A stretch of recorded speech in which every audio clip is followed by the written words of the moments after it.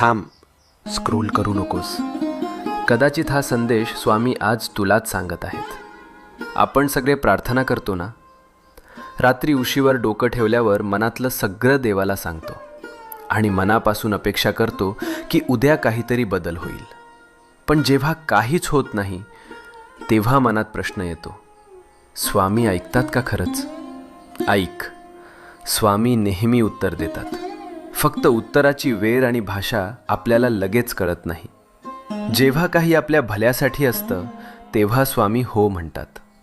जेव्हा ते आपल्याला दुखवणार असतं तेव्हा स्वामी नाही म्हणतात. आणि जेव्हा आपल्याला अजून थोडं मजबूत व्हायचं असतं तेव्हा स्वामी शांतपणे म्हणतात, थांब, योग्य वेळी देतो. म्हणून हार मानू नको.